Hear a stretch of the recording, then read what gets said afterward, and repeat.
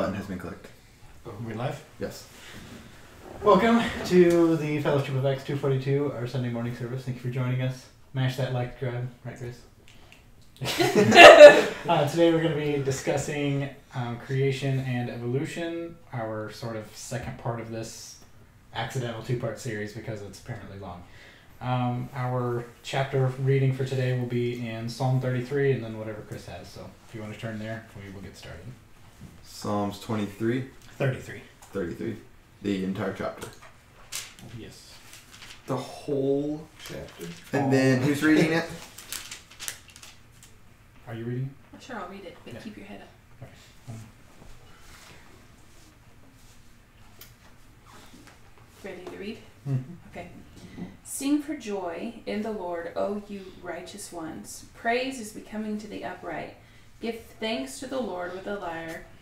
Sing praises to him with a harp of 10 strings. Sing to him a new song. Play skillfully with a shout of joy. For the word of the Lord is upright, and all his work is done in faithfulness. He loves righteousness and justice. The earth is full of the loving kindness of the Lord.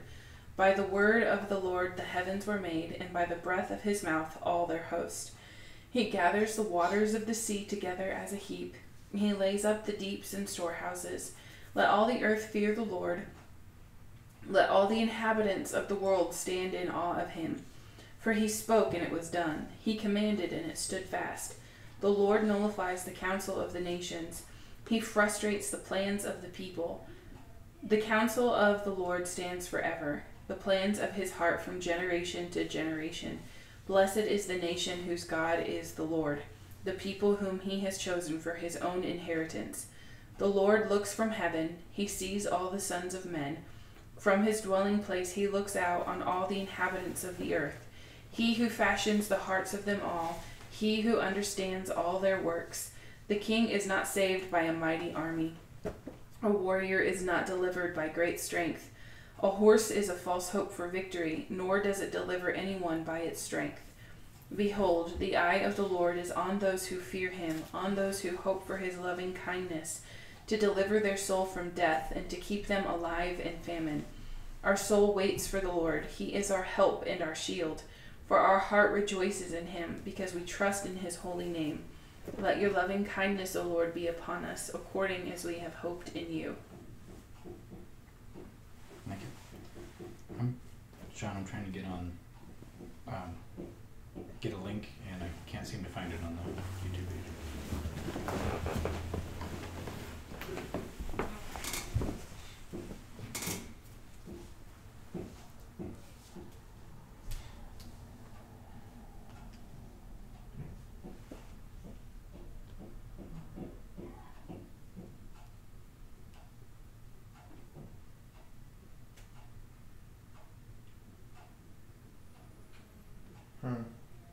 This is a weird looking UI. Honey, can I see your phone?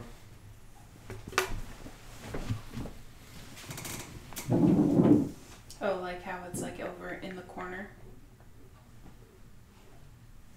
Mine's doing that. Well, no, that's intentional. Well, sort of. Yeah, it says it's live. Okay. I don't know how to find it on your phone because Android's weird. Oh, because you've got the words up there. Oh, okay. No, like it's not showing up. It's for him. It's not showing up that there is a live.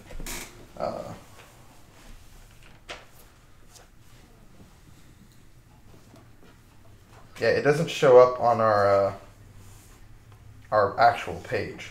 I did find it though. That's weird that it doesn't show.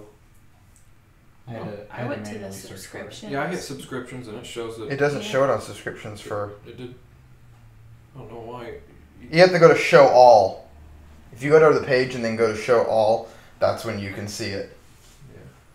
That's weird. Okay. Hey, there I am. Mhm. All right. Any comments about that chapter? Yeah. Can you read verse 3 again? Someone.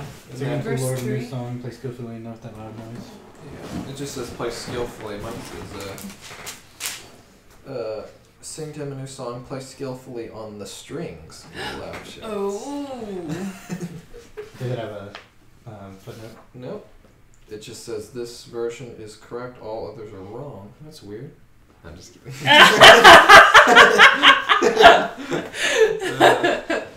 I wonder if strings is in the Greek actually there originally, but I don't know. In the Greek? Well, where does it say? What does it say for yours on verse 2 where it says, "Sing praises to him with a harp of 10 strings"? Yeah, it says that too. Huh. Well, no, it says, "Give thanks to the Lord with the lyre, make melody to him with the harp of 10 strings." Oh, okay. Yeah. So apparently you can only praise God with stringed instruments. That's right. So that means that a 10-string electric guitar, totally okay. But a trumpet, any brass instruments is Brass is banned. out. Wind instruments are out. But what if it's a wind instrument that creates its music by putting wind over strings? That's good. Which ones is that? I don't know.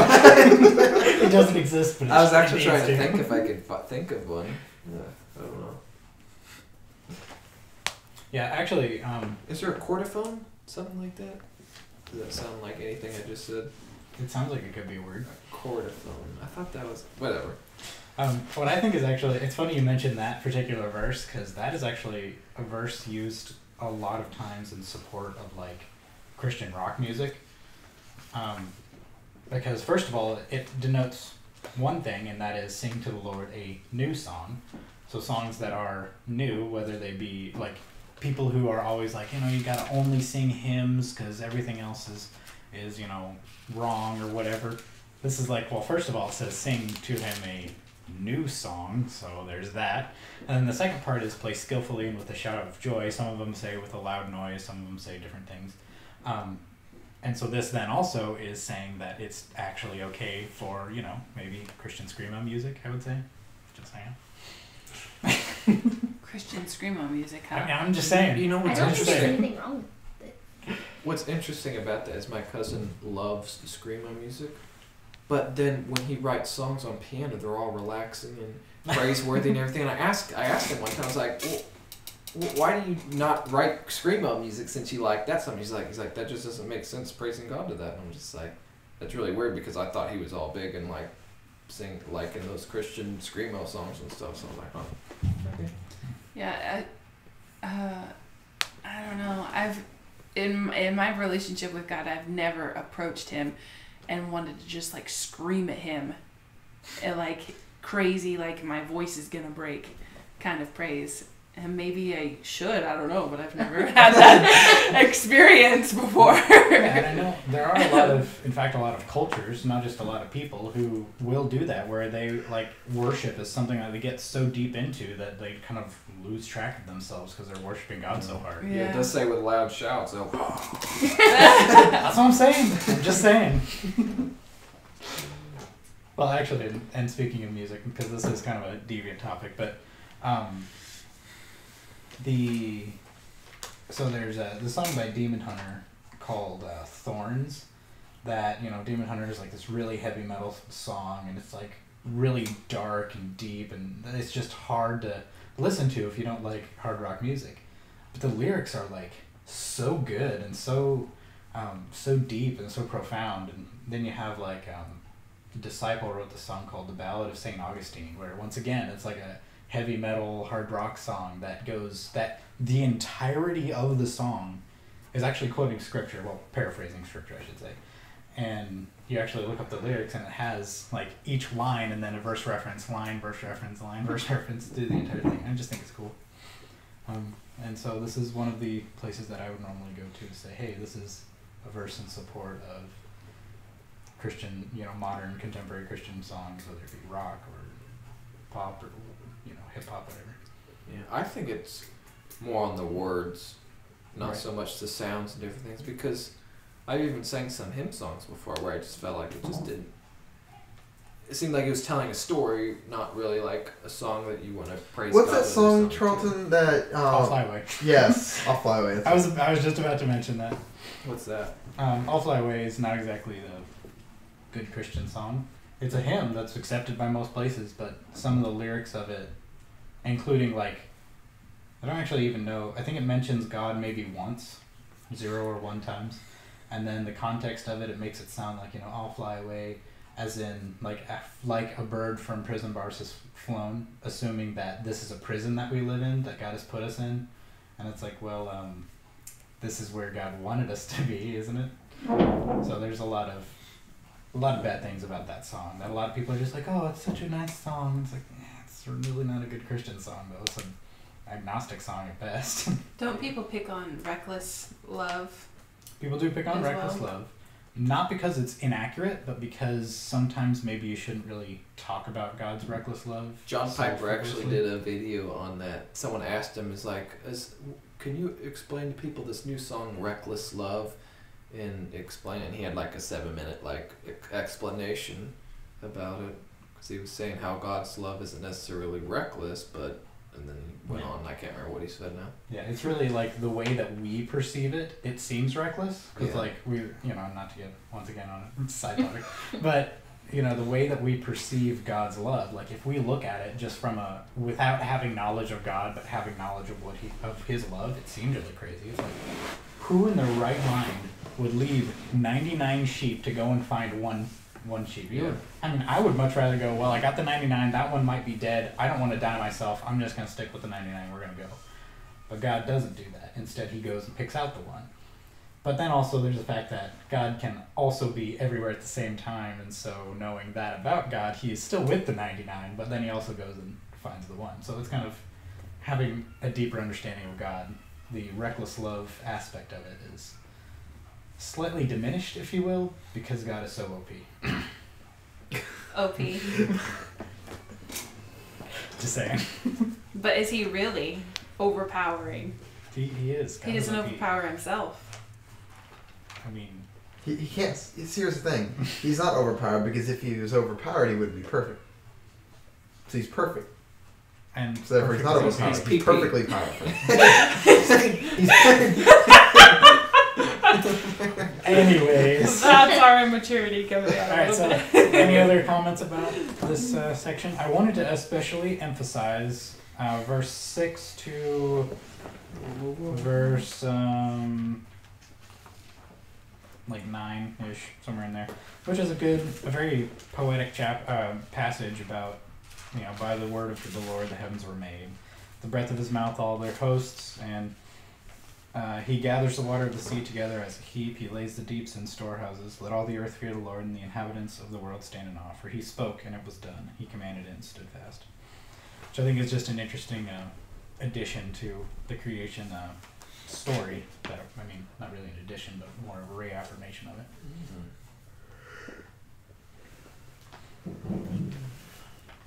Any other comments? 9. You have 9 comments? We were the studio season. 9. Alright, you want to read something? Oh yeah. Psalms 143 In the ESV. from the ESV. I need to find a good acronym for that. Very good. Excellent soul version.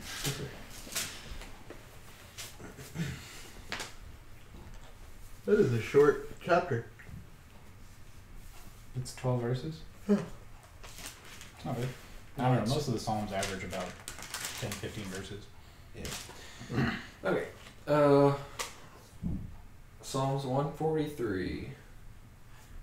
Hear my prayer, O Lord. Give ear to my pleas for mercy. In your faithfulness answer me in your righteousness. Enter not into judgment with your servant, for no one living is righteous before you. For the enemy has pursued my soul, he has crushed my life to the ground. He has made me sit in darkness like those long dead. Therefore my spirit faints within me, my heart within me is appalled. I remember the days of old, I meditate on all that you have done. I ponder the work of your hands. I stretch out my hands to you. My soul thirsts for you like a parched land. Answer me quickly, O Lord. My spirit fails. Hide not your face from me, lest I be like those who go down to the pit. Let me hear in the morning of your steadfast love, for in you I trust. Make me know the ways I should go, for to you I lift up my soul. Deliver me from my enemies, O Lord. I have fled to you for refuge. Teach me to do your will, for you are my God. Let your good spirit lead me on level ground. For your name's sake, O Lord, preserve my life. In your righteousness bring my soul out of trouble. And in your steadfast love you will cut off my enemies, and you will destroy all the adversaries of my soul, for I am your servant.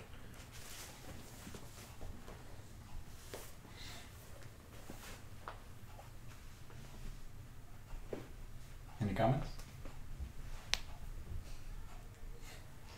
I picked this one because yesterday when I was doing my Bible reading last night, the verse of the day on my phone was Psalms 143 verse 10. Teach me to do your will, for you are my God. Let your good spirit lead me on level ground. That's something that's, I think, probably been on my heart for the last couple of years, like really heavily. It's like I really want to know what God's will is, and I want God to lead me and tell me where to go. And then there's just so many other little promises in here and stuff, just like how we can relate to is verse 3, the enemy has pursued my soul. And let's see, because just like how when we have temptation, we fall and make mistakes, and asking God to, verse 9, deliver us from our enemies, then we flee and have refuge in God. And then and then there's kind of a little promise there in 12. And in your steadfast love you will cut off my enemies, and you will destroy all adversaries of my soul, for I am your servant. So, pretty neat. That's a good chapter. What'd you say? That's a good chapter. That's what you can do.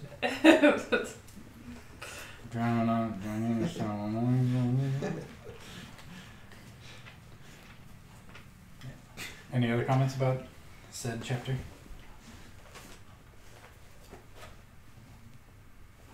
Cool. I like it. Thanks for reading that. Yep. So evolution. Whoa. Stop believing it. Okay, we're done. That's okay. Well, stop believing in everything other than micro evolution. Yep. So just to read the latter half of this, I will finish our discussion on the theories of the age of creation, and then we're going to move into evolution, which should be a lot shorter, because we've kind of been talking about it as we go. Because there's not much to talk about because it's all false. Yeah, because it's all false. So I don't care. So microevolution, the modification of existing species with existing genetic information that allows species to adapt to environments, is within the realm of Christian orthodoxy. We did not evolve from other species into our present condition. God did not guide evolution of species by which humanity, the animal kingdom, or the plant kingdom was developed. The general theory of evolution is unscriptural and counterfactual. And I did look up, because the other day I mentioned that I said 7 types of evolution. There's actually 6. I got the number wrong, I'm sorry. And I saved it here so that way I could present it. And they call it the 6 meanings of evolution. There is cosmic evolution, the origin of time, space, and matter from nothing in the Big Bang. Chemical evolution, all elements evolved from hydrogen. Stellar evolution, stars and planets formed from gas clouds. Organic evolution, life begins from inanimate matter. Macroevolution, animals and plants change from one type into another. And microevolution, variations within the one kind, within a kind. And so these are the 6 that the science community has decided upon. That's the foundation of everything. Basically. Yeah, and these highlight. You could say that they all would technically fall under macroevolution, except they more macroevolution is more about animals and plants and how they evolved, versus everything evolving, from something else. So but we were created from an inanimate object. We were. We were created from one, not evolved from one. Yeah. What? Do you think we might want to pray? Oh, yeah. I didn't know how far we were going to get into this before we kind of focused on. You're right. All right. Does somebody want to pray then?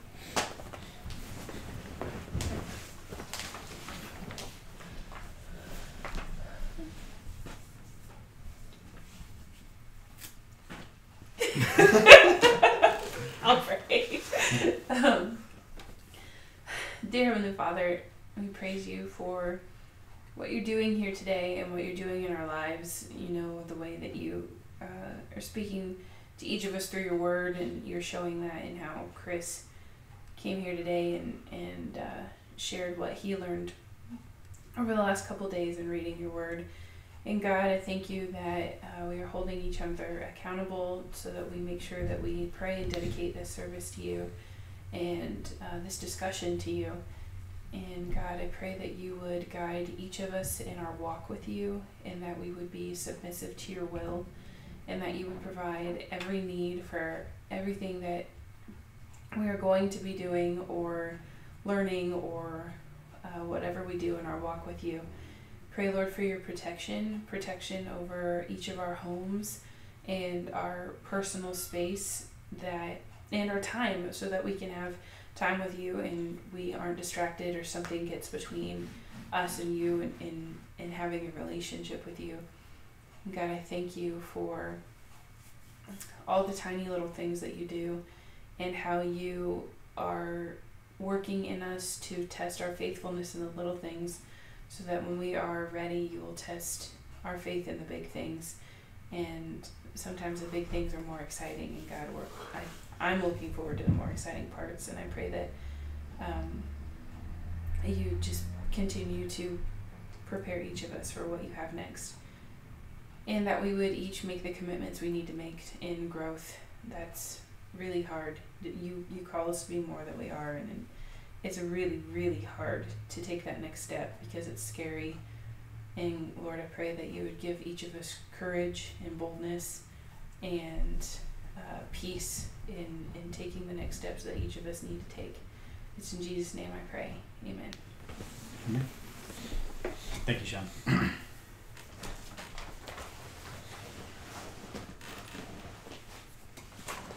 I just want to make sure that we're not too rushed.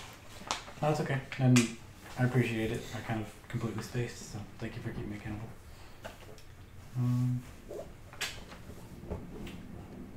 Yep, so to continue our discussion from last week, there are 6 main theories of the age of creation. Now, granted, people have different ideologies within those, and then there's people who disagree and have whatever.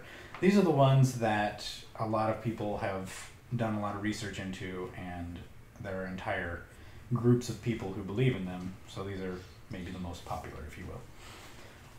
I'm going to read, first of all, the 4 that, or really just whatever.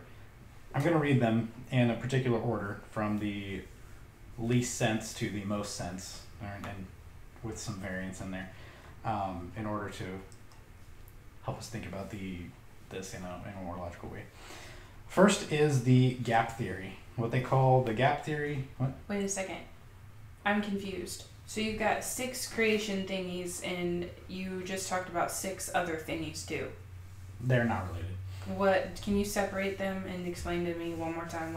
So you're talking about 6 different types of evolution. There are Okay. 6 types of evolution. These are the types of evolution that scientists agree upon is what happened to create the world as. And that's what we talked about Intuitive. before we prayed. Yes. Okay, and now we're talking about 6. The theories of creation based on biblical and scientific discovery. Okay. But there's only 4 of them? There's 6. Oh, I thought you said something about 4. Yeah, there's 4 of these that are not really that great, and then 2 of them are actually pretty good. No. Actually, I would say 3 and 3 probably. And you're going to read 6 of them? I'm gonna read all 6. Oh, okay. Okay, so the gap theory is the theory that if you read Genesis 1:1 and 1:2, it says, "In the beginning, God created the heavens and the earth," and then verse 2 it says, "And the earth was without form and void, and darkness was upon the face of the deep, and the Spirit of God was hovering over the face of the waters." The gap theorists believe that between Genesis 1:1 and Genesis 1:2, there is a very, very, very large gap of time. And by very large, I mean like billions of years. What they reason is that between Genesis 1 and Genesis 2. So God created the world, and he created it perfect and original, and there were no residents except for God and his angels. And they also say that somewhere in there, Lucifer fell, and they basically wrecked the earth. And so then when we have the earth was without formless, or the earth was without form and void, the word for that, the direct word in Hebrew is tohu wabohu, which means basically out of chaos. And so a lot of people have taken that to mean that there was something that happened between Genesis 1:1 and 1:2 that has caused, and a lot of people attribute it to the fall of Lucifer, where God had to recreate the world. And thus, you'll hear the term old earth. The people who believe in the old earth, or old earthers, I think they call them, whatever. Those are the people who believe that the earth has existed for billions of years, but this is just whenever God created it sort of a second time. He reformed it or whatever, and then he also created other things along with it in the creation account. Now, this has a lot of theological strain because there's not really any verse, there's like nothing that supports that. If you look up in the verses that talk about Lucifer's fall, I think that's Ezekiel and Isaiah, they talk about his fall, but it says nothing about creation or anything really that way. It's just everything is based on attempted reason. So as you might imagine, a lot of people don't really accept that theory, but some people do and use that as a way to explain, hey, the earth really is billions of years old, and that's why. It's because there was a new creation, if you will, on Earth. So you said it's a strain because there's not a lot of evidence for it, but is the reason why it's, acceptable is because there's not a lot against it either? Yeah, there's not really anything to say that there is, nor is there anything to say that there isn't. It's one of those kind of things. A lot of people agree upon this one. Like, this is one of those popular ones because it agrees with science, and especially about the age of the Earth. It says, okay, well, the Earth is billions of years old. A lot of these things, whatever if you says accept it, carbon dating as a valid method for... Right, which we'll get into that. But yeah, so a lot of people will say that because of that. There was a documentary, you should watch it to make sure it's accurate, but there was a documentary on Netflix that described all these things, like how old the Earth really is, and it talked about the why carbon dating isn't a valid source of being able to tell how old the Earth is and all of that. It's really not. Yeah, if we want to talk about carbon dating, I do have it for discussion for a little bit later, but Was it like it a is Christian program? Yes, it was. I forget what it was. Wait, there's a called. Christian program on Netflix? Mhm. Whoa. weird, right? Don't let Netflix know, they'll take it. Yeah, but carbon dating, the inventor of carbon dating, they were only able to find accurate dating to like 4,000 years. And even with that, it's not very accurate because they use reference points of things that they knew the age of. So take, for example, if you had a grave that you look on the gravestone, it says this person died, 1840. Well, if you can get a sample of the wood that was in there, you know that it was around 1840 that this tree died, like roughly 1840. So you take that and put that into your carbon dating machine and you check that, and that gives you a reference point, something that you know, so that way it can help you. And you do that with several different things. And they even have found things that they've dated to like 4,000 years, not exactly how they dated them. And then they would get reference points for like 4,000 years, but they couldn't find anything solidly able to be dated past 4,000 years old. And in fact, a lot of people have said, well, if you actually look at carbon dating, there have been times where they've taken carbon dating and like carbon dated a living donkey and found that it was like 500 years old or something. And so it's like very inaccurate. But it's also because carbon dating is supposed to be used on wood. Most everything that carbon is in is like every living creature, including plants, animals, and a whole heck of a lot of things. And so when you have wood specifically, and specifically the carbon-14 ion, whatever that's called, because there's carbon-12 and there's carbon-14. It's carbon-14 specifically that you need a sample of. Carbon-12 doesn't really help you. And then you need to know the ratio of carbon-12 to carbon-14. So this whole process is really convoluted. It really doesn't work and then they found it not to be accurate past 4,000 years anyways. So carbon dating itself has been proven by atheists and by scientists to actually be a very bad way of dating things. But then it also goes a step further and says, well, people have kind of done some circular reasoning with it, where they would say, okay, so we found that this, according to carbon dating, is so many years old, and so then they take that as a reference point for how to gauge carbon dating. And it's like, well, if you carbon dated this to be something and that's how you guessed its age, then that isn't a reference point. That's your guess. So I don't know. Well, there's like an animal they found in the ice. This was a while back. They carbon dated 2 different body parts of it and got completely different times. Mm-hmm. And there's also too, like, I know you're saying they had to use like wood as a reference point too, because that's kind of the flaw in the system. If they don't know when it died, they can't calculate how old it is with carbon dating, because like they know the rate of decay, but they don't know when it actually. But is the rate of decay consistent throughout all environment settings? Yeah, no, I don't know either. So I don't know. Like, yeah. I think I There's saw an example as simple as a candle. Like, oh, you can see that, okay, the candle's lit, and you know the rate of decay. So like, let's say it burns an inch an hour. Okay, so you'll know that it'll be all gone in this amount of time. But it's like, but you still don't know when it was lit, when it was first lit. So that's like the simplest idea. But then, like you said, there's so many other variables, like environment. What if the body was laying on top of it, got rained on, snowed on, and then, but as opposed to inside a grave or mummified inside a higher or lower atmospheric pressure, higher or lower amounts of water that got onto the person or whatever. There was I don't know what it was. Someone dug up a grave somewhere. I don't know if it was on the news or something, but someone dug up a grave, and because it was so neatly sealed and everything, when they opened it, and the body hit the atmosphere, just completely like decayed. Like, have you heard of something like that? Mm-hmm. When the oxygen hit it, it like immediately the body like just, I guess the skin and everything just like turned to dust pretty much. Dang. Anyway, it was like weird, but anyway, sorry. Cool. Yep. So that's that.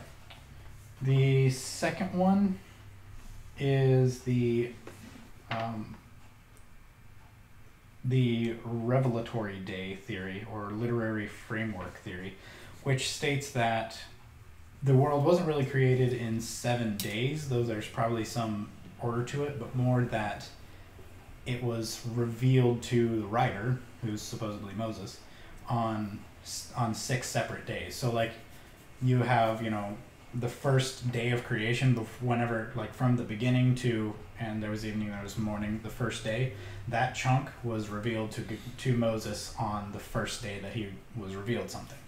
And then the second day, starting at, there was evening, there was morning, day 1, 2, there was evening, there was morning, day 2, that was revealed to Moses on the second day, and then the third day and fourth day and fifth day and That's sixth a day. bit of a stretch, isn't it? It really is.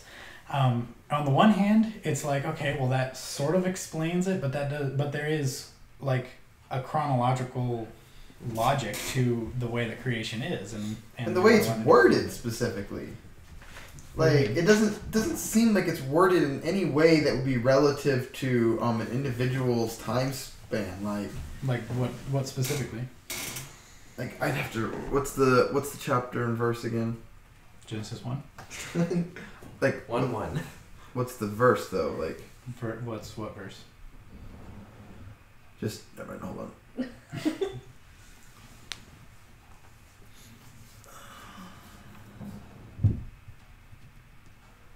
Okay. God called the light day, and he called the darkness. In the darkness he called night, and there was evening, and there was morning, one day. And God said, "Let there an expanse be in the midst of the waters, and let it separate from the waters." God made the expanse and separated the waters which were below the expanse from the waters which were above the expanse, and it was so. God called the expanse heaven, and there was evening, and there was morning, a second day. Like, I don't understand how that can be taken as from a writer's perspective. I don't understand the correlation between that. Well, they're simply saying that when somebody was like, so they have their written down revealed to them. God, moves the Holy Spirit into Moses, and he writes down from Genesis 1 to whatever the end of day 1. He writes that down. He's like, wow, this is really cool. And then he sleeps, and a couple of days later, God reveals to him the second day. But where else in the Bible do they write, here's what was happening that day, and now I'm going to bed? Like most of the prophets. Really? Yep. Like where? Can you give an example? Sure. There we go. Well, that's what my question was. I don't understand how you can pull that from it, because that doesn't make sense. Like, I just can't imagine being like, here's all this stuff that God's revealing to me, and now I'm going to go to bed. I'll see you tomorrow. And that's what they write down. Rather that they write it down, and then they come back later and write some more. And they might date it, but they don't actually say. It was just like with scribes, that was their job. Like, they would just write down what the prophets would say word for word and just collect them over time. So take Zechariah 1:1, for example. Hold on. Zechariah 1:1.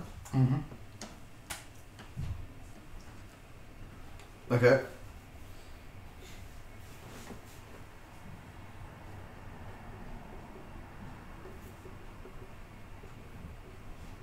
In the 8th month of the 2nd year of Darius, the word of the Lord came to Zechariah the prophet, the son of Berechiah, the son of Iddo, saying, and then it has a good portion here. And then you go to verse 7. On the 24th day of the 11th month, which is the month of Shebat, in the 2nd year of Darius, the word of the Lord came to Zechariah the prophet, the son of Berechiah, the son of Iddo, which said as follows. And you can keep going. Okay, but hold on to though. different places. On the 24th day of the 11th month, which is the month of Shebat, in the 2nd year of Darius, the word of the Lord came. Okay, but there's a difference here though. Like, it's specifically saying, like, date, time, this happened for this person. Whereas the other one, like, it's saying day 1. That's that's Moses' version of what Zechariah's here. Is that what they're arguing? So for the record, I don't agree with this theory. Yeah, I know. I'm just their argument. Well, because see, I now understand what you said about it's all throughout the Bible. All throughout the Bible, it says here's the date that this was revealed, right? But it specifically says it in a very specific way. It says things like, on the 24th day of the 11th month, which is the month of Shebat in the 2nd year of Darius. Like, it literally gives that all out. Whereas this is, like, not providing a date. It's like, there was morning, evening, there was day. You also have the fact that, first of all, when this was written, there were no kings of their... to have the 2nd year and the... Yeah, because this is the 2nd year of Darius, so this is in the time of the exile of Babylon, where Zechariah was a prophet. Moses didn't have a king. Moses was the ruler, if you will, of Israel at the time. And also, there's the fact that formal dates weren't really a thing. They just kind of figured out dates based on winters, and then also based on usually significant events. But even then, wouldn't it have said it, like... in the, style is also another thing that comes into play, because maybe Zechariah said it just like this, but maybe Moses wouldn't have, and maybe you would say it one way and I would say it different, and Chris would say it a completely different way, and so like I would maybe be Moses and I'd sign it. Well, this is what was revealed to me day 1, and so this is there was evening and there was morning, day 1. Saying that would be like me saying, and this is me signing off because this is what was revealed to me this day, and then I end. I don't know. I feel like, and I know you it is a stretch. I know. But like that's their argument. It's so far of a stretch. I can't understand how you could. Oh, I keep thinking of like it's a really bad way of thinking of this, but I keep thinking that wouldn't hold up in a court of law. Like, Yep. We're arguing over grammar. Well, we're not arguing. We're agreeing, but trying to understand how the heck they came up with it. Yeah. So then the third one is the pictorial day. So the revelatory day is that, this is a literary structure, the physical, like form, this is how it came to be and this is how it was physically written kind of idea. But the pictorial day is more of the literary formation. So this is why it was written this way. And as I went over last week, the days 1 through 3 parallel days 4 through 6, which you got night and day on day 1, and then you have the sun, moon, and stars on day 4. Then you have the sky and the sea on day 2, and then the sea creatures and birds on day 5. And then you have land and vegetation on day 3, and then the animals and man on day 6. And so they parallel night and day to the, you have the light versus the things that bear the light. And then you have the sky, and birds are created. And then you have the sea, and then sea creatures are created. And then you got land and vegetation, and then you have land creatures are created. So they argue that this is just simply how they wrote in that time. The counter argument is that a lot of documents, a lot of writings of that time didn't actually parallel that way. It was usually 3 groups of 2, not 2 groups of 3, is what one person tries to argue. And then there's also the fact that there is some chronology to this. Like, it isn't just, they parallel because, a literary style, but it's also they parallel because this is, first of all, what happened, but second of all, it's like, hey, this is, these are things that parallel to each other based on each successive third day. So, there's that one. Let's see, what's the next one? The fourth theory, which is the first one that I sort of agree with, but it kind of, I feel like, is helpful to tack on to another one. It's kind of weird as a standalone theory. And that is the ideal time theory. And that is, there was a literal 7-day creation, but everything was made with age. Now, it seems fairly logical because you think, okay, so you got the whole question, which came first, the chicken or the egg? And in this, I would say, well, honestly, I would say the chicken, because it says that in day 5 that God created all the birds of the air, and I guess, is a chicken a bird of the air? I suppose. It's a bird of the land? I don't know. Would they be created day 5 or day 6? I don't know. They used to be able to fly back then. Whatever. Well, actually, if you look at a lot of the old dinosaur era birds, like, there were a lot of them that they say the chickens are descendants from, that, like, they're just big chickens. In fact, like, I think... Is a dodo a chicken? I don't remember. But yeah, like, there used to be, like huge size, chickens. That would be scary. Now, people say that back, so there's this thing called the canopy theory, that the whole atmosphere of the world was covered in either, some people say water, some people say ice. I think ice makes a little bit more sense, but I mean, I wasn't there, so I don't know. And within the canopy, there was a denser atmosphere, and not only a denser atmosphere, but climate was more better, I guess. It was, and it also had sort of a greenhouse effect because of the sort of layer of ice. And so you have all these things coming together to mean that plants would grow bigger. Are you going off of Kent Hooven's? Yeah, that's because he was like, because right now we have like 20% in the air is oxygen, the rest of it is made up of like nitrogen and other things. But back then they believed because of that canopy that the oxygen was actually like more like 50%, and meaning that people, he kind of made an example that he believed that people were actually more advanced back then and a lot smarter, because if you think about Adam, for instance, he was created a man and he could have been pre-programmed, and he also walked with God. God taught him a lot of things. You're like, don't eat that, you can eat that, make this, you can do that, different things like that. And also the idea that people could maybe run a lot farther and a lot longer because of the amount of oxygen they're able to get. Yeah, but more oxygen's deadly to us. No, not really. Yeah, if not pure oxygen. Pure oxygen is bad, but also not in, like, if you have pure oxygen for a while, it's okay, but pure oxygen for a long period of time can be deadly.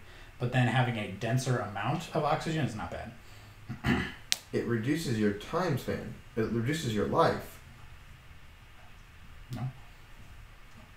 Well, I don't know, but anyways, they did an experiment with a plant, and I can't remember if they gave it more oxygen or more carbon dioxide, whatever the plant needs. They put it in a pressurized... Carbon dioxide is what plants use. Okay, then that's what it was. Yeah, they put extra amount inside this chamber to try to simulate maybe what it was. I don't know if they were trying to see if it was like back then, but they just did it for an experiment. And from one seed, they had over 10 million tomatoes from one seed, as opposed to, I don't know how much are on a regular seed. So it's just 10 million?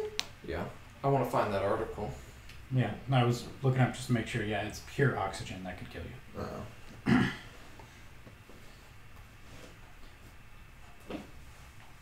Oh, if I might my numbers are right. I'm gonna say 10 million seems like. Either way, it was a lot. Yeah. It was a ridiculous amount, so maybe 10 million might not be it, but I need to find. You can keep going while if I see if I can find an article.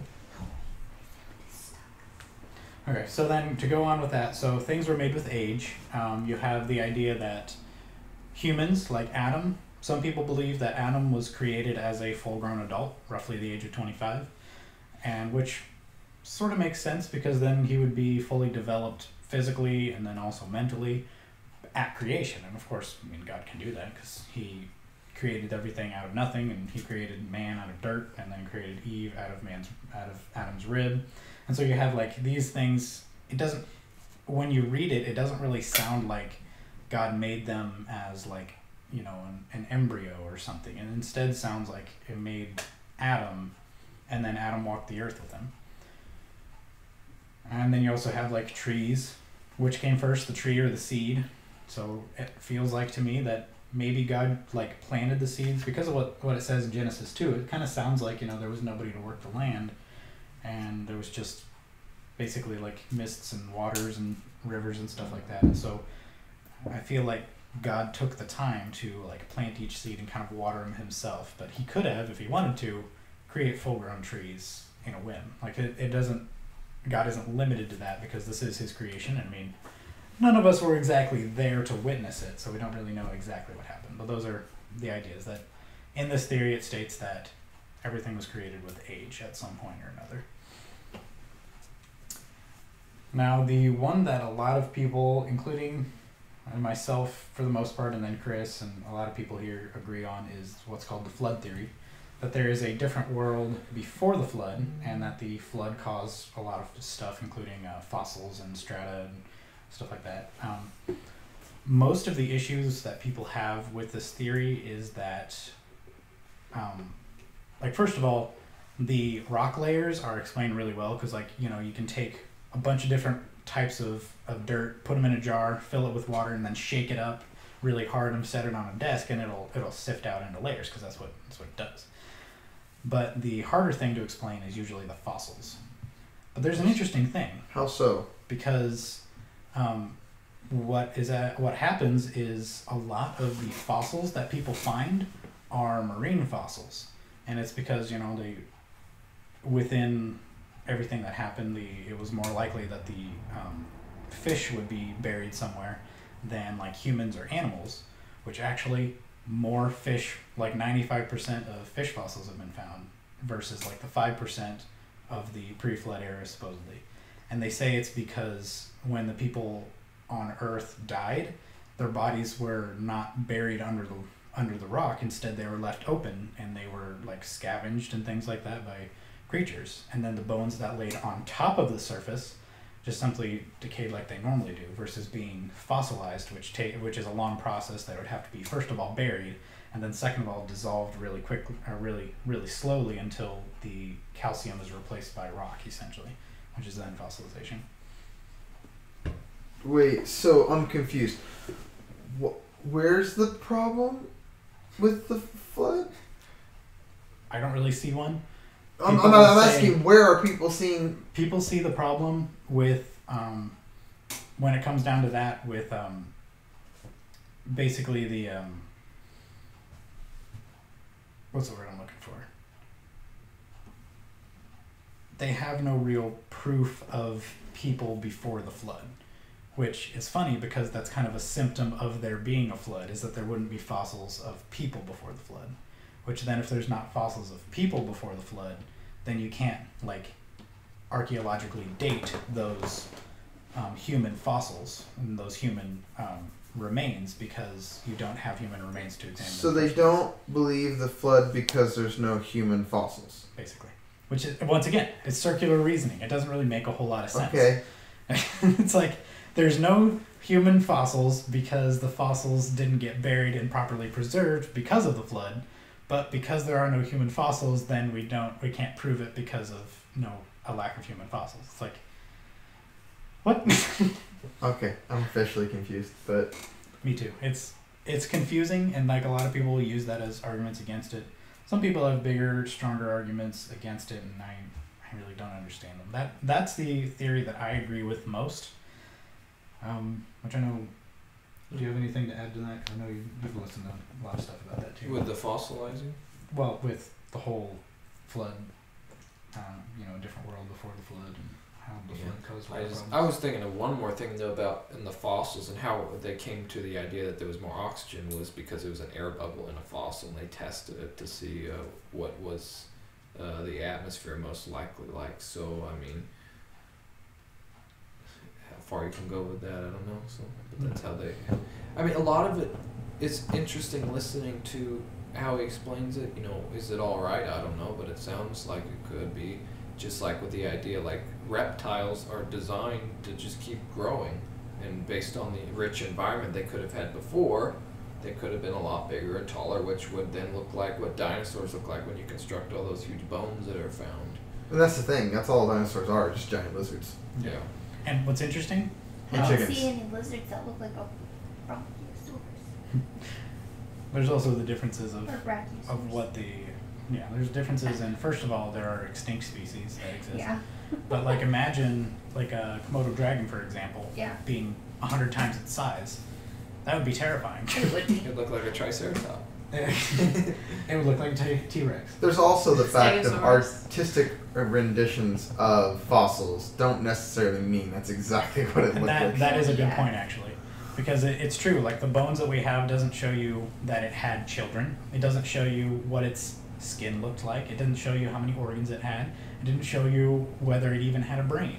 And there's like this fun thing that I know Courtney really loves, which is they found T-Rex bones, and they have in their skull like these two chambers.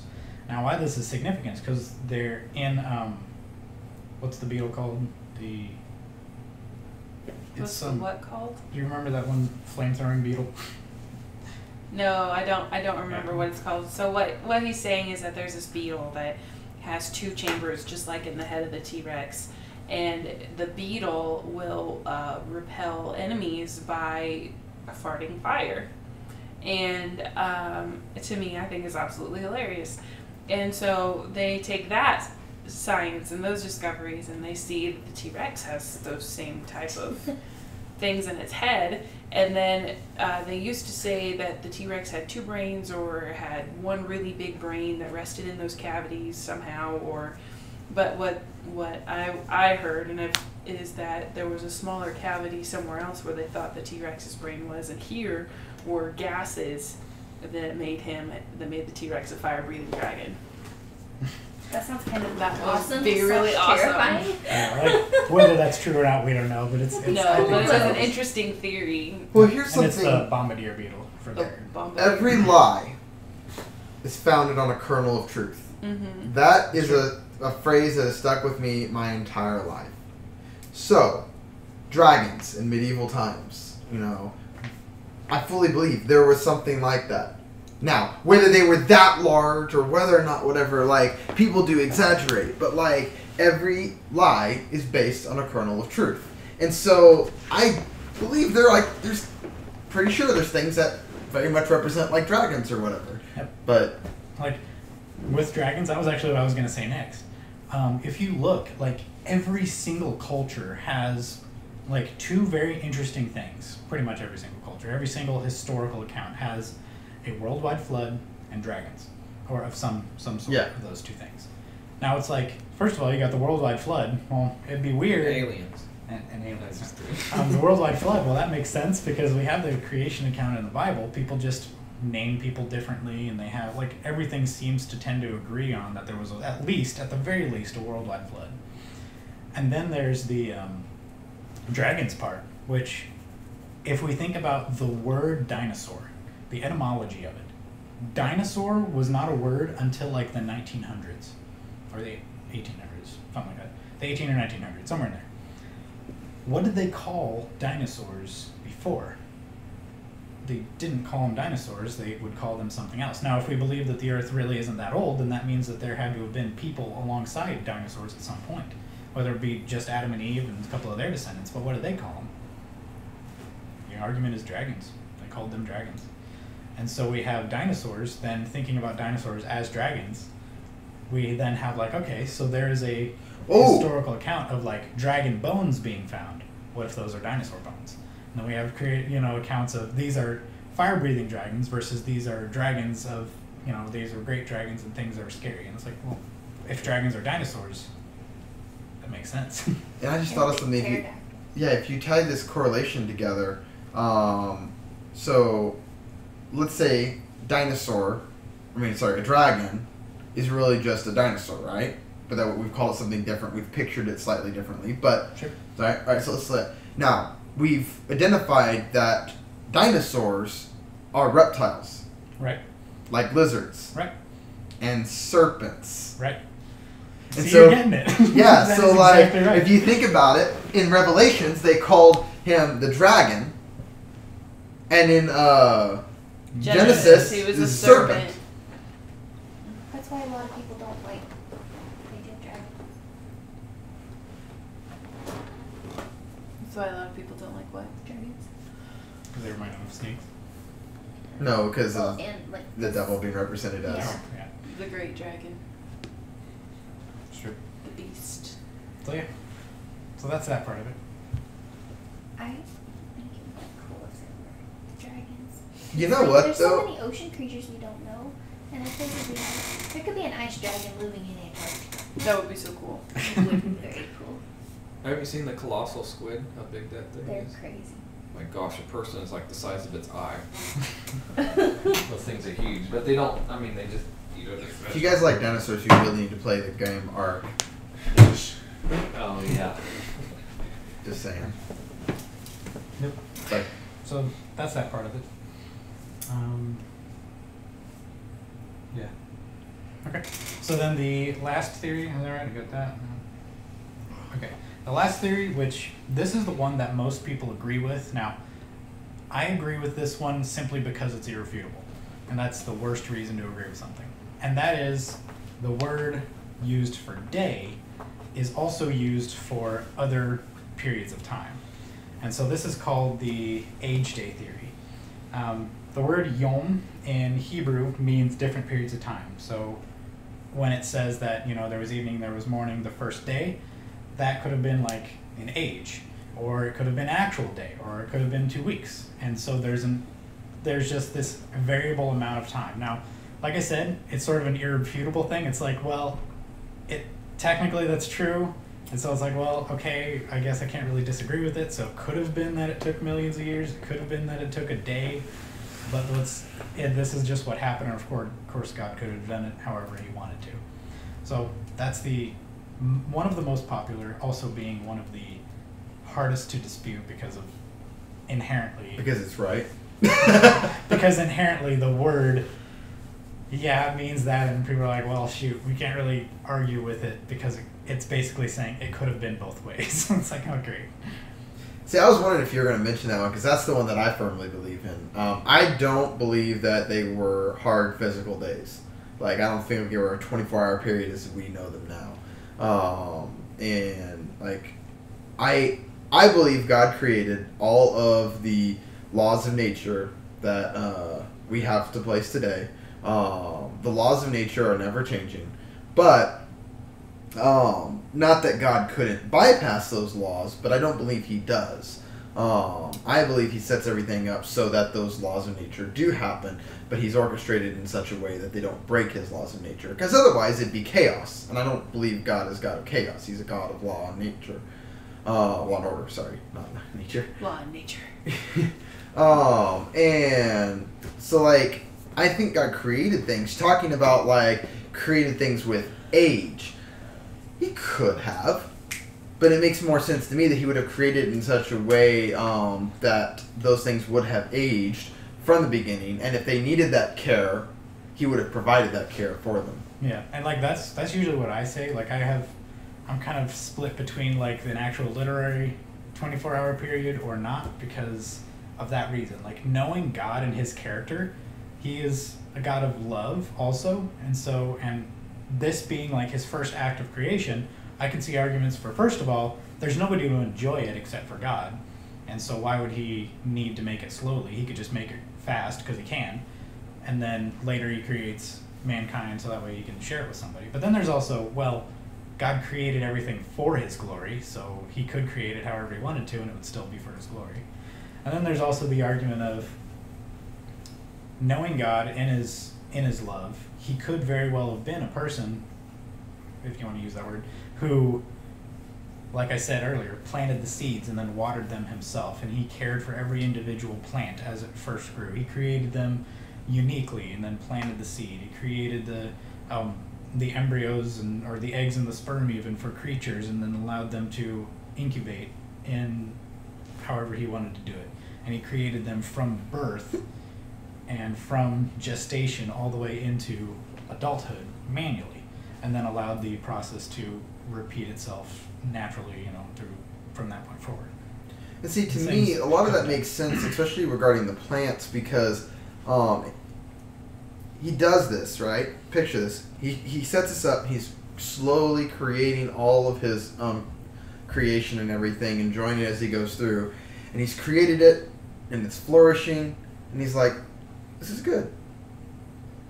I want someone to take care of this. I want to be able to watch and enjoy it. And then he creates man to do what he was doing. Except with the whole, from the raw bit, right? The tending to it outside of after its initial boot up. Right.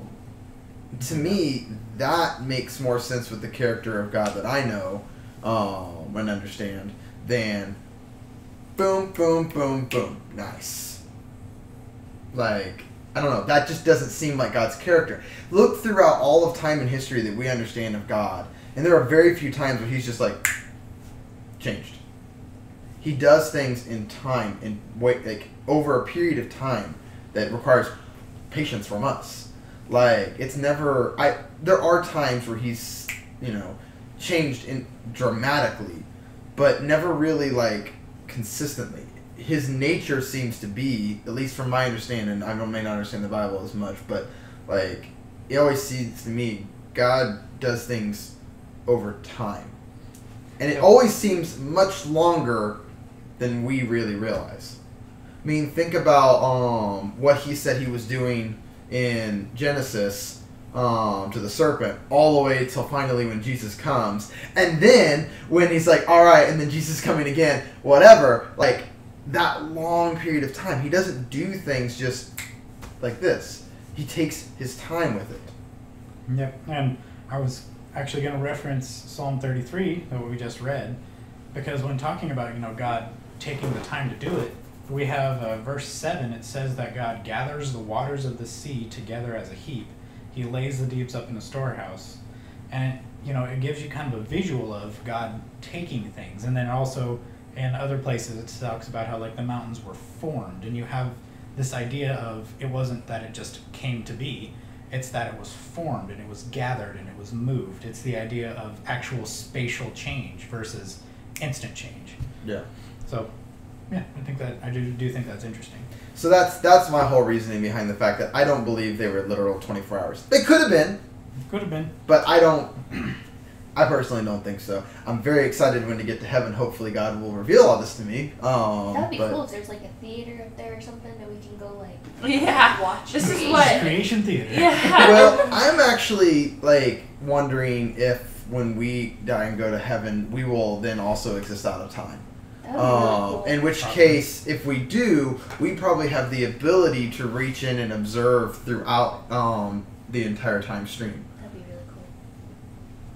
To basically be in that. All that wibbly wobbly timey-wimey stuff. Which, if you also believe in multiple dimensions like I do, it'd be very easy to observe in place. Yeah, there's multiple dimensions. There's length, there's width, and there's... Very funny. Alright. So, those are the 6 main theories of the age of creation. 10,000. 10,000 seeds? Yeah. No, one seed, 10,000 tomatoes, not 10 million. Wait, hold on. So one seed grew 10,000 tomatoes? Oh, I guess according to this article it says in 1985 Expo Attraction plant. So this is a different plant. So I got them confused. Okay, so there was originally a guy named Dr. Ki Mori at Keio University in Tokyo raised tomato plants under a plastic greenhouse that filtered out UV light and was told he pressured CO2 into the stems of the plants. And that specific one he grew 907 tomatoes from one seed. But then in 19... Let's see.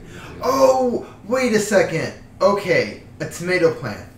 It grows on a stalk with little things coming off of it. Right. Okay, I Yeah. forgot. I was thinking What were you more like picturing? I was more like laid out in the like I don't know how to describe it. Like a but patch, like a Yeah. watermelon. yeah. I guess if they don't have something to grow up, they kind of will, I guess. Do Well, they'll something. probably like 900 on a single stem. I can kind of imagine it getting a little lopsided. yeah.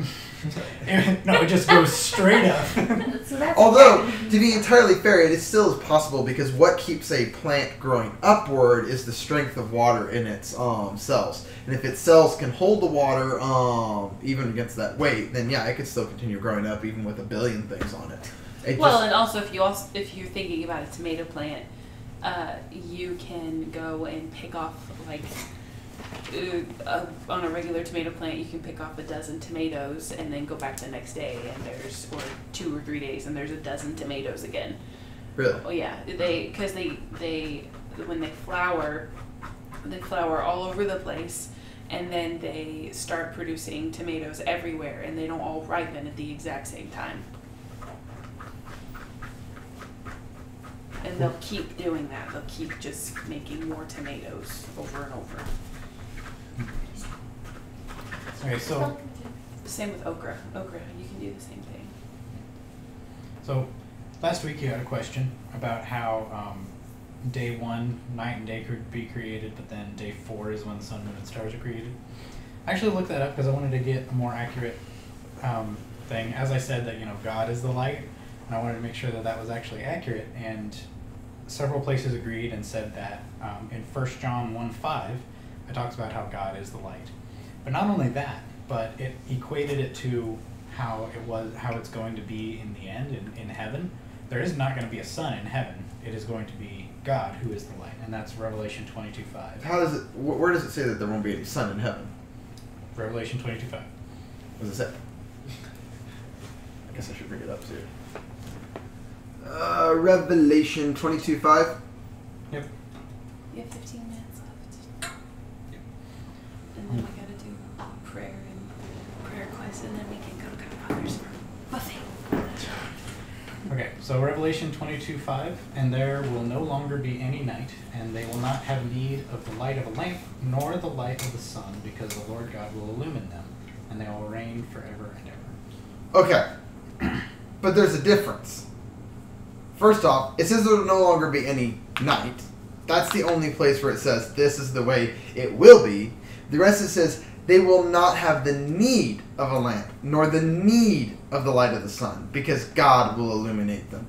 So just because we don't have the need doesn't mean it won't be there. Okay. Why would it be?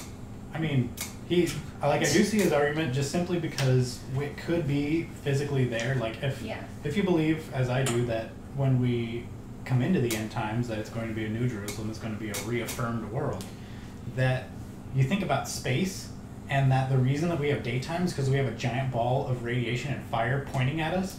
That's the only reason we have day. The natural state of the universe is darkness. But I believe that after the end, once the New Jerusalem comes and everything, there probably will still be a sun at the very least, but then we're not going to need it because the entire universe is going to be illuminated by God. So the natural state of the universe is no longer going to be darkness, but instead is going to be light by the light of God. That's a trippy thing to think about. Doesn't make sense, though? It does, but... Can I go visit Pluto? He's so lonely. Pluto's not a planet anymore. We had disowned him. No, maybe the scientific community has, but my heart... In my heart. It's still a planet. I mean, for crying out loud, it's not a moon, so it's just some random satellite. Oh, I don't know what this is. It's not a planet. I don't know, maybe an asteroid that happens to operate like a planet, but it's not a planet. It's the size of Texas, man. It's very small. Is So it really? it doesn't orbit anything else other than the sun. It operates just like any other satellite. It is a planet. But aren't there 2 other planets that are roughly the same size of Pluto that are also doing the same thing? Do you consider them planets? I don't know what you're talking about. There's, let's see, I can find it. Because there's only 9 planets that orbit the sun directly. Did you get everything? I know this is a bunny trail, and it's fine. But did you get everything talked about creation that you wanted to, Char? Or you Pretty got a much. couple? Yeah, I'm done with creation. I was going to talk about evolution next. Is Oh, that- sorry, there's 5. Dwarf planets in our solar system is Ceres, Pluto, Haumea, Makemake, and Eris. They're all roughly the size of Pluto that also orbit the solar system. I need to look into these. There might be 14 planets, not 9. Because I won't stand down that Pluto's not a planet. I'm just saying, I'd rather have 14 planets than 8, because 14 is cool. 7 times 2. Actually, we need 21 planets because that'd be 7 times 3, 777, perfection. Got it. There might be. Illuminati confirmed. There could be invisible planets that we can't see because the gases reflect light.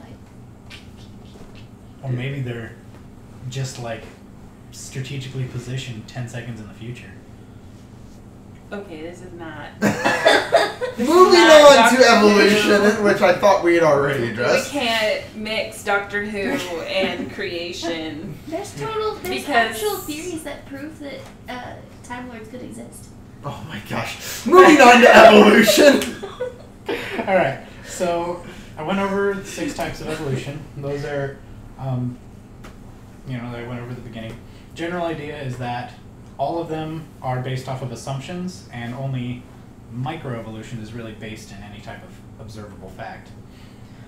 A lot of evolution is based, again, every lie is based on a kernel of truth. Like, the science is behind a lot of those theories of evolution. Hypotheses. Is that an absolute truth? That every lie is based on a kernel of truth? It's my absolute truth. I'm not getting into that Because you're conversation. really like, you've been saying a lot today, so I'm just like, I'm not saying it's wrong, I'm just saying like, It how is- do we know that can be an absolute truth saying that statement? Is it an axiom? It is just something that I hold fast on my life too. I believe it wholeheartedly. But anyway, Well, if you have experience being a liar, yeah. then you would know that, and anybody who has ever lied can probably say that the lie they told was based on the truth, especially since Satan, the first lie ever told, he took a little bit of what God said and twisted it to make something look better to Eve. Yeah. So I could see that reasoning, because that's what Satan does. He takes a little bit of the truth and he messes it up, makes it look really pretty, and then we sin. What were we talking about though? Talking about assumptions in theory of evolution. So Like kernel. Okay, got it. Yes. So all of these are based on actual science. The problem is what they do is they take that truth, the evidence that they have seen, and they stretch it to try to fit what they're trying to do. So essentially, and here's the thing: everybody does this. Christians do it, atheists do it, agnostics do it. Every single person will fit what they observe into their worldview. So whatever glasses you put on, if you consider worldview of your glasses, whatever you put on is what you'll see things through. So, for example, Christians will take what they see, they'll put their biblical glasses on, and observe it and fit that into what they believe as their core truth. Same with atheists. What they say is that I see this, and this is what I'm trying to prove, so this fits into here like so. The problem where we all can't agree and we all get, frustrated and mad at each other, Christians, evolutionists, and back and forth, is the fact that nothing ever fits perfectly because human understanding is limited. right. Therefore, the whole picture. Therefore, Christians get mad at evolutionists because, hey, you're just trying to take that and you're squeezing it doesn't fit perfectly. But evolutionists can come back and do the same thing on us because we don't have the clear picture. Right. The only difference between the Christians and evolutionists, is that we have a book that has been around for longer, as long as humanity as we understand it, longer than any document they have that we base everything off of and fit into. Compared to them, they're just trying to fit into their current modern understanding. That's the only real difference between, how can you weigh them, per se. So, if you don't have the Bible, you take all those arguments and you're fitting them in the best worldview you can understand. If you have the Bible and you try to fit them in, it makes sense. It makes sense to each person, even though there is some stretching and squeezing and stuff that's going on every single thing. Nothing lines up absolutely perfectly in science with what we understand, because we have limited understanding. The only difference is things line up more with the Bible because we perceive them, fit them in, and they're like, I read the Bible, I believe the Bible to be true, this seems to fit perfectly in with that. But if you don't take that as truth, it's to the outside it looks like you're just trying to squeeze it in just as much as the evolutionists try to squeeze it in. And an interesting thing to, I like that. An interesting thing to go on with that is a lot of the times the reason that science and religion, if you will, disagree is because people attempt to think that they both explain everything, or that one or the other explains everything. Whereas, from what I understand, science explains how, whereas Christianity explains why. Yeah. And so, like, if, for example, saying, okay, so you have here the creation account, how it happened, frankly, I don't care. Why it happened is because a loving God who is sovereign and powerful over everything, he created it. That is why. So that is why the world exists. How it exists, maybe science is right, maybe it did evolve over millions of years, but, and once again, I don't believe that, but like, if that's what happened, then whoop-de-doo, I don't care, because that's not what matters. What matters is why God created it. You've got to understand, though, that without the Bible, without your religion, there is no why. Exactly. You don't care. Nothing happens for a reason. Right. Well, it's not about so much religion as without a relationship with God. Well, no, any religion. Oh. I'm specifically saying, without any religion of any kind, the existence of a why, there is none. Right. There is no why. Things just happen because, if you want your why, they follow a natural order.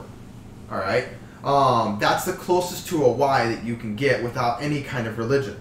Right. When you add a religion exists Right. to explain the why. Right. Whether it's Christianity, Buddhism, whatever.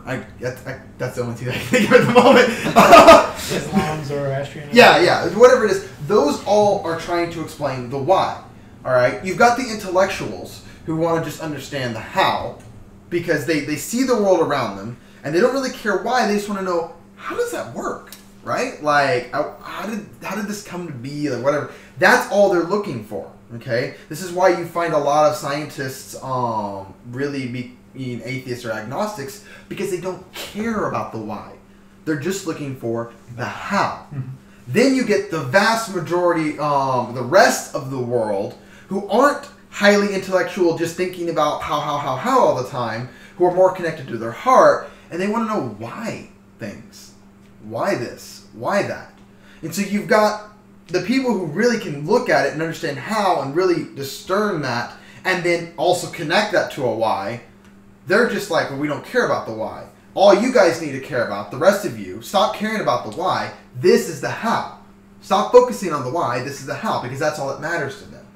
And so that's why you've got this big divide where they're trying to say, you don't care about the why, you only care about the how. Whereas people who are having the religion need to understand the why, because that's what their heart is drawing to. I believe God calls us all through the asking of why. And our emotional side, was it the right brain or left brain? I forget. What does that one old comedian lady call her husband? Left brain. Left brain is logic. Okay, so yeah, I think God calls through our right brain, the heart and the emotion, to understand His why, because that's what's really important. Whereas a lot of us just only live over here. I can tell you that for me personally, this side of my brain decays. It doesn't operate very much. This is where, like, I'm probably lopsided a lot because this is where most of my thinking happens from. And so... Was that bad? It is.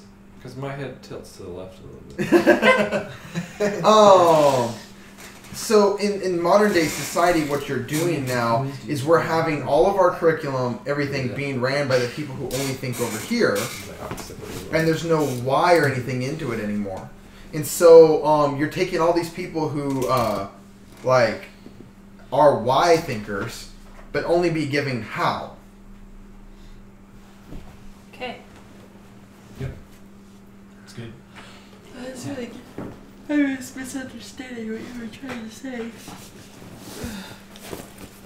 Alright. So there were two little things that I kind of wanted to get into when talking about evolution. We talked, basically all of my notes have been kind of ingrained into this discussion already, so in case you're wondering why there's only two little things. It is 1 o'clock, so Yeah, we're good. you're leaving. Okay.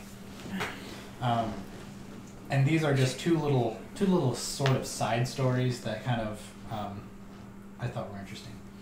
So I found this article about, so we know that Charles Darwin was the author of The Origin of Species and the Survival of Superior Races, which I think is something like that is the actual title of the book. A lot of people don't talk about that. But anyways, there's he actually said, and if I can read this. What? Go ahead. What you're about to say. What? What you're about to say. Just read it. What was I going to say? But he, like, later said that he, like, there wasn't backing or something. Yeah, well, it's good. Yeah, there's It's from the Creation Museum. no, there's this one particular part of his book that actually in The Origin of Species that he said about the human eye, and I thought this was really interesting, so I wanted to read it, or at least just this first part of it. He said, "Organs of extreme perfection and complication. To suppose that the eye, with all its inimitable contrivances."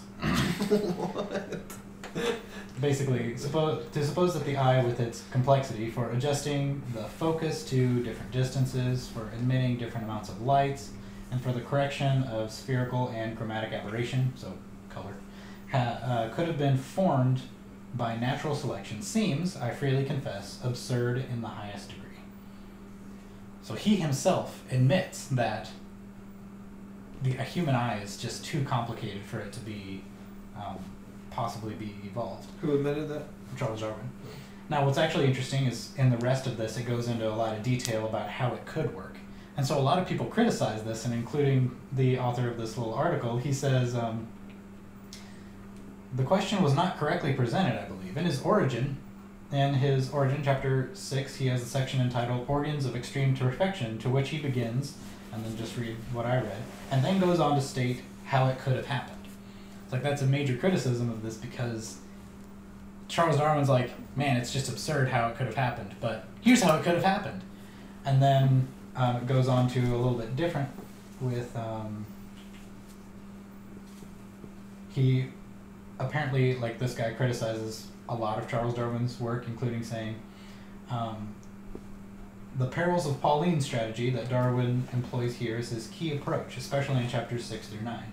He begins by making a large concession, but then adds that once we understand his way of viewing things, the objections will diminish or disappear.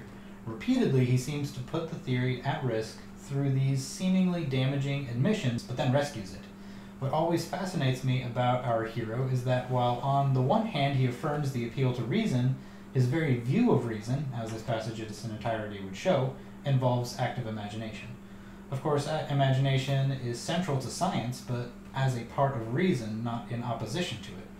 The honorable gentle persons opposite, starting with Charles Darwin himself, are engaged with an epistemic revolution. What is at issue is to get the reader to fill in the blanks by analogy, and then to accept Darwin's particular blend of reason and imagination as just reason. In part it is in part it is, but then there's the other part that requires us to extrapolate the process even without evidence.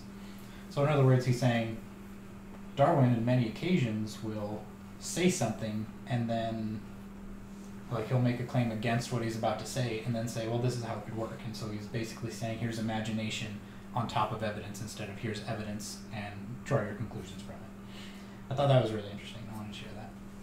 Yeah, and I think it goes back to my whole point where you have your own worldview that you want to fit things into. It's true. And sometimes it takes some imagination to figure out how that would work. I mean, honestly, with the right worldview or whatever, you could, make pigs fly. Like, it's just, and explain how that works. It's just, yeah. Yep. And then the other thing that I wanted to share was something interesting about what they call the evolution of the horse. This is not so much like fact or fiction, but more a criticism on the process of what evolutionists try to do. So what happened is, long story short, some people found fossils of horses, and not only found that, but they found that horses evolved into different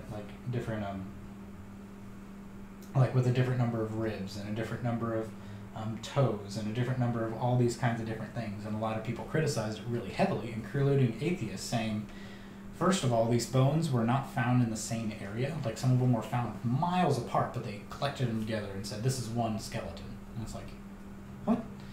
And then there's also, once again, the whole fact of adding and removing bones, including like ribs and toes, and then there's that whole process. But a lot of people will still use this to this day to support evolution, saying that this is something that has been a hoax, has been proven a hoax, and is irrefutably a hoax. And not really irrefutably, but a lot of people stinking hold heavy to this being a hoax. People still teach it in public school. A lot of textbooks will reaffirm it and things like that.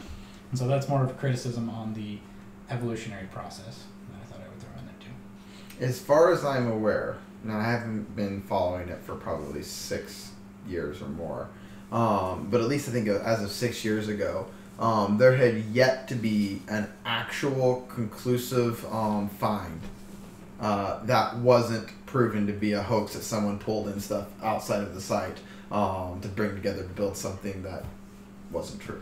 Yes, the intermediate steps of a creature. Like, they have said that, you have, so take for example, you have a horse, and you have a man, and you have a lizard. All of these things you can have bones of because we exist today. But people try to have a correlation between, so let's say apes and man. So you have an ape, and obviously you can have as many ape bones as you want to because they exist today. And then you have man, you can have as many man bones as you want to because they exist today.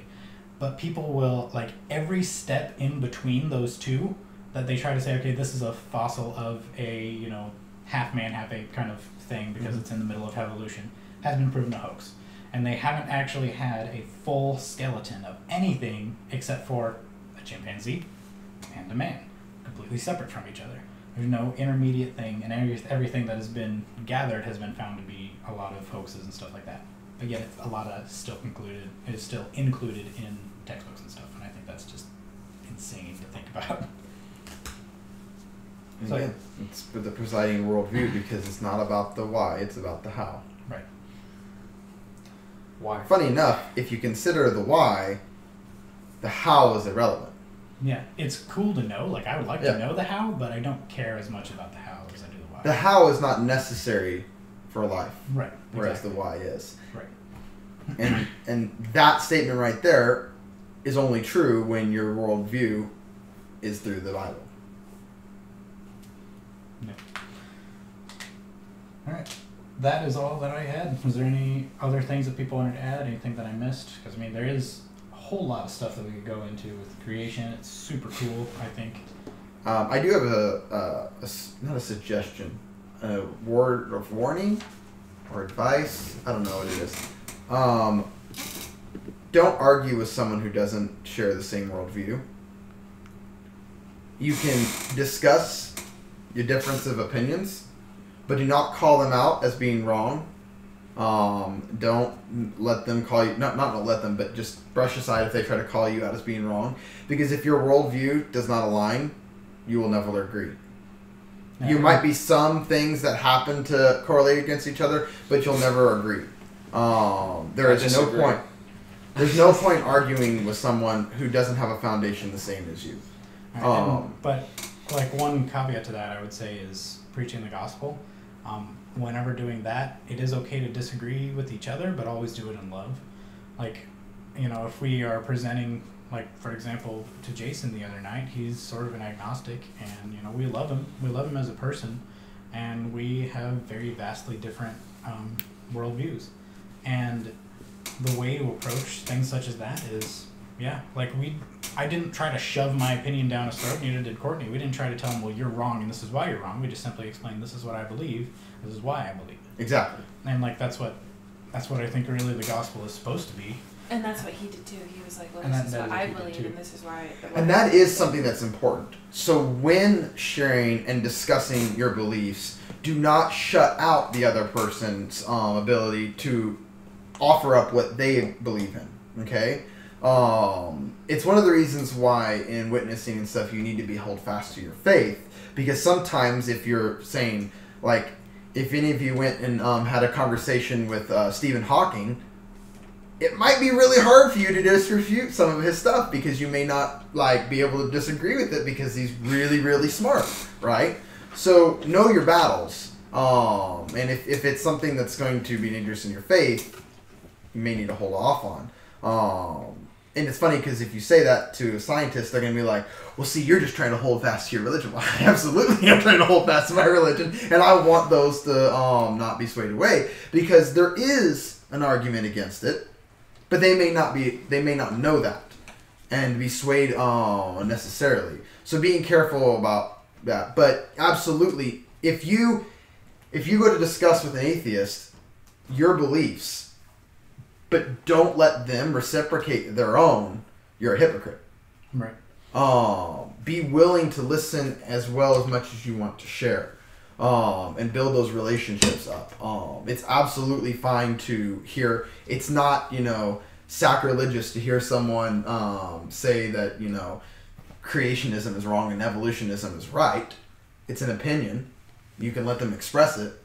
Just as much as you can express your opinion that, Christianity and creationism is accurate and evolution is not. It's all about how you approach it in a loving, sharing way. But to my point, I believe it says somewhere in the Bible about don't argue with a fool or something like that. That's a proverb. Yes, in Proverbs, I think. Yeah. And I think that's kind of my point is do not argue about it. Well, it's kind of like do not argue with a fool lest you become one yourself. It's like, because I met someone in the Army who was just so, sometimes it almost felt like he just wanted to argue on purpose. And you would feel dumb after the conversation. Don't argue with an idiot. They will what's the phrase go? Don't argue with an idiot. They will knock you down and beat you with levels of experience or whatever. Beat you with experience. Beat you with years of experience. Yeah, the verse is Proverbs 26:4. Do not answer a fool according to his folly, or you will also be like him. Yeah. So I think that's my point. Is it's okay to express your opinions that differ. But do not try to argue and convince someone with a different foundation because it's impossible. Unless they, in the middle of that conversation, come to grips and agree with your foundation, you will never reach anywhere. It's futile. Honestly, your heart should always be, I think we're touching on it, but your heart should always be to love the person and share the truth. And if the truth is rejected and you feel persecuted in the middle of a conversation like that, Jesus says that they're not really upset with you, they're upset with Christ. Exactly. And that's something we remember is whenever sharing the gospel, sharing it, if someone attacks it, they're not attacking you, they're attacking God. So let that between them and God, not you and them. Well, unless you're in the wrong and they are attacking you. Huh? I mean, unless what you said was incorrect. Yes. Oh. If it's not from God, yes. I'd say anything apart from sharing the gospel and the other things that get a little theologically confusing, or just because you kind of get into debates and things. Yeah, or kind of in the things that aren't necessary for salvation, but are other things we've explored and might create doctrine from. something like that, like maybe to call someone out for doing something wrong, but when they're technically not doing something wrong. Depends on like where that. it comes from. If it's coming from love or hate. Yeah. If it's coming from love, you're absolutely right. If it's coming from hate, then there's not weight in it. Yeah, I wanted to look up the verse. It's Matthew 10:14, talking about like when you're evangelizing. It says, whoever does not receive you nor heed your words as you go out of that house or that city, shake the dust off your feet. Which I think is interesting because this is Jesus talking. He's saying, look, if they don't take it, it's fine, move on. You know, if they don't accept your words, just move on. Like, you know, we, as Christians, like, we are so, like, hopeful that the whole world will be converted, but simply it won't happen. Like, Yeah. It's just not going to. And that's okay, because God is still sovereign, God is still in control. And so whoever does not receive you, shake the stuff with you. Come in. We're finishing up church. Let's go.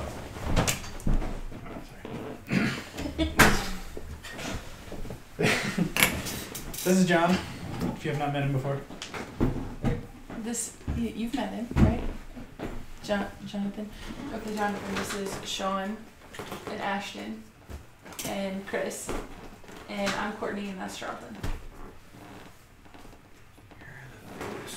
It's good to meet you finally. No. We should probably close in prayer. Yeah, and Be so I'm pretty much done. We can be done if we want to. Anything else you wanted to add? Cool.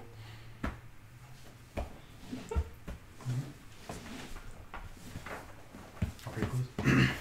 Dear Lord, thank you for this day, and thank you that we are able to come here together and talk about you and your creation. And there's just so many cool things that you have done, and we don't understand everything, and it would be awesome to have that revealed to us at some day. But for the time being, we know that you are the creator, that you have made us, and that you've made us unique and in your image. And not only that, but you are so powerful and so able that you can make things out of nothing. You can use processes, you can use the snap of your finger, whatever you want to do. You can speak things into existence however you like. And regardless of how you created the world, you are still the God of it, and we still worship you and you alone. I praise you and thank you for this day, and I pray that for the rest of the time that we're able to have a good fellowship and have fun and are glorifying to you in our lives outside of here. I praise you and thank you for everything in your name. Amen. Amen. When you said snap things into existence, I was thinking of when you always say Thanos. Thanos it. So I was like, I say that to God. Oh, if you I want was, to Thanos I was about it. to. Honestly. Goodbye. Cool.